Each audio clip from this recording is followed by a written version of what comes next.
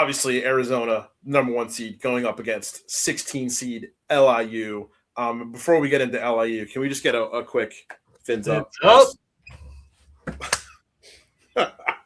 Riley, that was an impeccable fins up, and I feel like the reason why is because I don't know if I know anybody more familiar with this LIU team than you. Obviously, they've been getting a lot of exposure in these last couple weeks because they, went on to win the NEC tournament, clinch the automatic bid, and they've been a great team. They drew big crowds in that last NEC championship game. But I gotta say, you were talking to me about this team, on Fordham Media Row back in like November and December. So I wanted to give you your flowers real quick, and kind of just emphasize why it's important. Like guys like you and guys like DeRosa, like all of you guys that are working on all this, this hyper local coverage, why this is important, because if you want to learn about a story like Fins Up before it breaks the kind of the national barrier, make sure you follow guys like Riley. So getting into it, what did you see, both for this emerging LIU fan base and on this team that kind of sets them up to be a really fun mid-major to watch, at least just for maybe one game in this tournament? Sure. Well, first, I appreciate all the kind words there, Sam. That was quite sort of the introduction to my LIU coverage. No, it's been cool because I remember being in the gym when they had 3 wins, the first season when Rod Strickland was there. And so watching sort of the team grow and sort of the fan base grow along with it has been fun. I think we should give a quick shout out to Cameron Kaufman and David Pochapin, who were kind of the ones who sort of spearheaded the growth of that fan section, the Reef, and sort of started the Fins Up. And if you've seen any of the coverage online, it's pretty much, all spearheaded by interviews with the 2 of those guys. And they've been really awesome getting to know both of them and all the work they've put in over there at LIU. I mean, for goodness sakes, Cameron Kaufman literally donated a replica shark statue to the university that they've now put just outside the gym. If you go look at my Twitter profile picture, it's the shark in the Twitter profile picture. So it's been incredible this year, really watching it all grow and take off from, again, just a couple years ago when they had 3 wins. And got stuck in an elevator, right? Yeah. Oh, yeah. I think that was 2 years ago. They got stuck in an elevator, and they also in traffic too. I was going to say Sam Fetterman. Another shout out to Sam Fetterman, was covering a game that LIU was late to because they got stuck in traffic. So, the program has certainly come a long way. I don't think they got stuck in any traffic or any elevators or anything like that this season. It seems like a lot more winning for them finally. But one of the marquee seasons in program history, really, since they've sort of changed their moniker to the Sharks. Going on to win 24 games and 15 in conference, NEC regular season champs, tournament champs. You mentioned, back in November, Sam, when we were kind of talking about these guys on press row. And I think the nature of that is, they just have so much more. They have more athletes, more all around talent than really anyone in the NEC. And so, I think when they're the only team in conference that, which is a rarity in this transfer portal era, the only team in conference that returned 2 all-conference selections from a season ago. And then on top of that, they went out in the transfer portal and they added a guy like Greg Gordon, who, if you recall, 2 years ago was averaging 16, 17 points per game at Iona. He goes on this year to win NEC Defensive Player of the Year with LIU, and sort of, the 3 of those guys, it's sort of their three-headed snake, 3-headed monster, whatever you want to call it. And really, they rode those 3 along with some playmakings from Jomo Goings and a little bit of size in the front court from guys like Shadrick Lassu.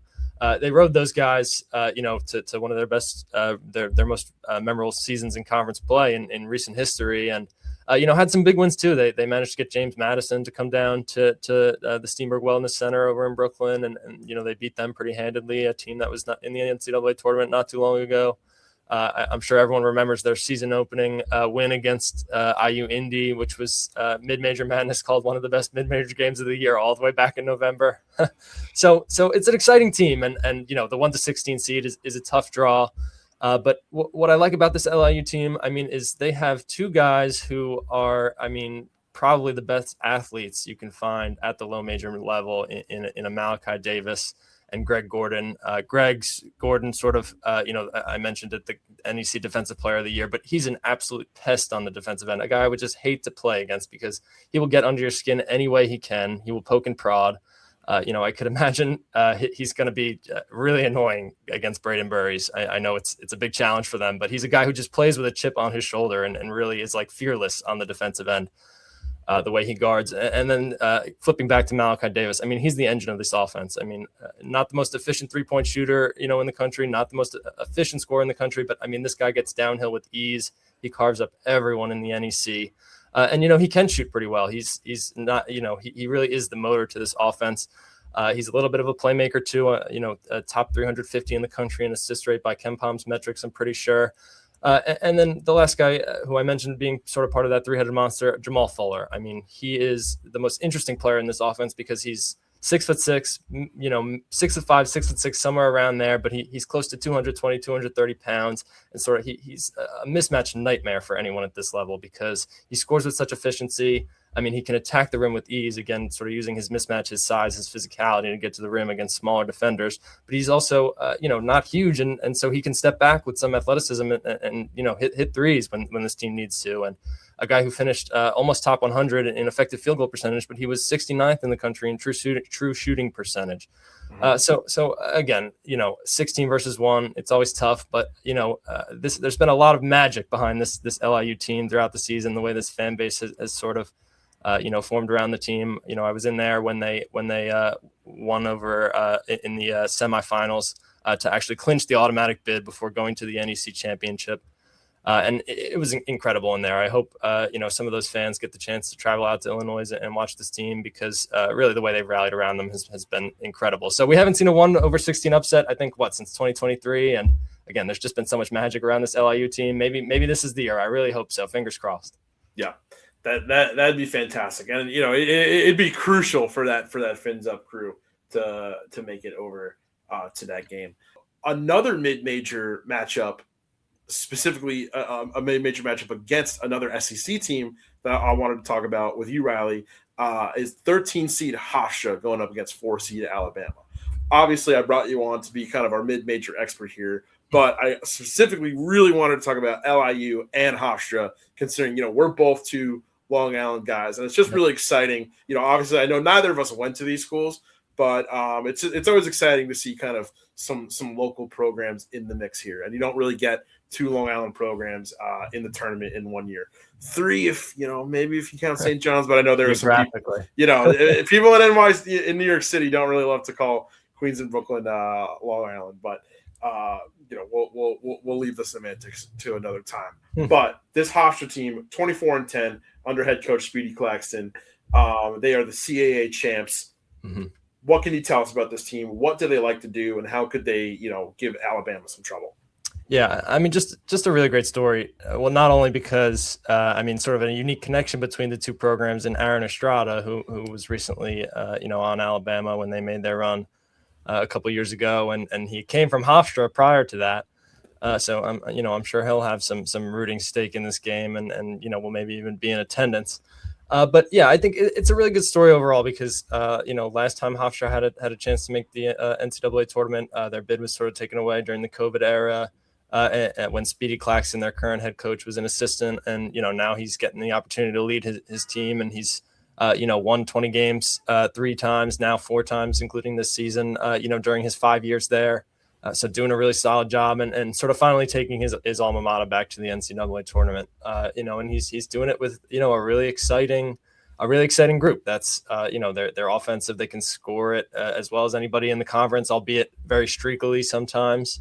And maybe that'll come into play in the NCAA tournament. But they're a really strong defensive unit too. One of the best in the CAA this year. I think they held opponents to the second lowest scoring total in the CAA. I don't have the stats up in front of me right this moment. But I know they're top 100 in the country in both offensive and defensive efficiency. So a really strong two-way unit, and it sort of starts in the backcourt, which if you followed Hofstra the last couple of years, it should be no surprise. But also, if you know Speedy Claxton, should be no surprise. A former NBA guard himself. They always bring in talented guards via the portal, and even sometimes with freshmen, and are able to sort of coach them up and turn them around, and before they either help Hofstra to win 20 games or transfer off elsewhere. And, they've had a lot of success with that model. And this year, the guy's been Cruz Davis. He was there last year and sort of struggled, having to be a little bit more of an off-ball dominant scorer. Still sort of the mechanic of their offense in terms of he runs the playmaking. But I mean, a guy who's averaging 20 points per game, CAA Player of the Year. They go as he goes. If Cruz Davis is scoring, he's going to finish with 20 points per game, and Hofstra's it's going to be a really close game if Hofstra's not going to run away with it. But secondary behind him, they have a ton of, I don't want to even call them role players because they've all sort of had their own big moments this year. But guys like freshman, CAA Freshman of the Year, Rookie of the Year, Preston Amida, again, a Long Island native, which makes this, another exciting part of this story. But the way he stepped up in big moments and has hit some clutch shots for them and was incredible during the CAA tournament. He goes on to win CAA tournament most valuable player, obviously, as a freshman, which a rarity, but a guy who can score the heck out of it. He's averaging 16 points per game. He's been in the starting lineup, this entire season, started 34 out of 34 games, and can make the heck out of it too. So again, this Hofstra team, it starts in the backcourt, guys like Cruz Davis, Preston Amid, German Plotnikov, who's more of a wing, but has been there almost 4 years now, starting out in the JUCO ranks, which again is sort of a rarity in today's college basketball game, seeing a guy who's been there for 4 years. But they have some physicality in the front court too. Guys like Silas Sunday, Victory Onyewetu is one of the best rebounders in the conference. Even Josh Decady, who's a little bit more of a guard-wing combo, is just a stout defensive player and has really taken a leap as a sophomore here and can provide some solid scoring off the bench. So really strong all-around team, really good two-way unit, sort of predicated on the backcourt success. But again, they can be a little streaky. I look back to conference play where they lost 5 in a row at one point and then went on to win. I think they lost only 1 in their last 10 games heading into the conference tournament before winning 3 straight to win the conference championship. So obviously that makes them one of the hotter teams in college basketball. But again, they kind of go how Cruz Davis goes, and it'll be sort of, how he goes in, against this matchup against an Alabama team that's, I'm sure we'll dive into in a moment here, a little bit depleted of late. Yeah, absolutely. This Alabama team, a very strong Alabama team as the 4 seed, but like you said, as we're about to get into, they're going to be without their second leading scorer, Aiden Holloway. For those of you who don't know, Tuscaloosa police reporting. This is the Myron Metcalf report from ESPN. Aiden Holloway was arrested Monday morning on drug charges.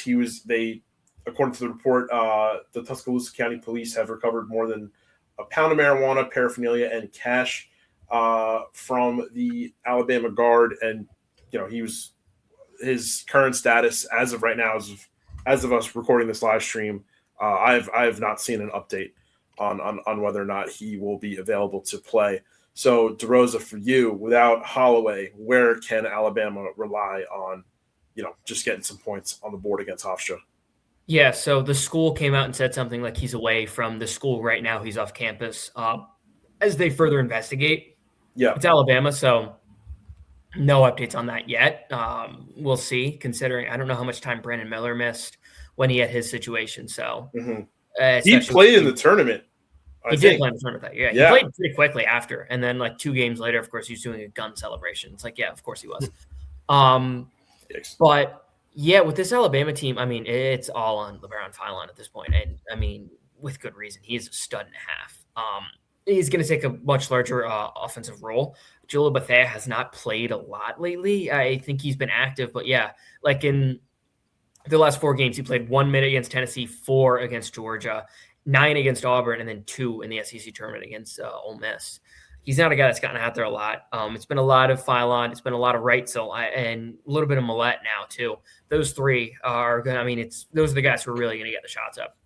It's guard. Alabama plays really a lot through their guards, really fast paced, high rim 3 rate. It's just been their thing. Holloway is the best perimeter shooter, so that you definitely lose a little bit of perimeter shooting. Reitzel, Mallet, you're going to need to hit some shots, and Philon's a 40% 3-point shooter. Philon does literally everything well. That's a guy you're going to get anything from. But I imagine we're going to see a little more Jalil Bethea, and you just got to hope he's hitting outside shots. He's a guy who has taken 48 threes to 27 twos this year. The majority of his shots are coming from 3-point range. They need really a lot it's really going to be a lot in combination with Philon, with Reitzel, with Mallet. and the front court doesn't score a ton for them. It's Mari Allen's really Swiss Army knife defender. He can hit some outside shots. Like he's hit 46 threes this year, so he's making about 1.5 threes a game. But really, it's the guards that really generate a lot of their offense for him.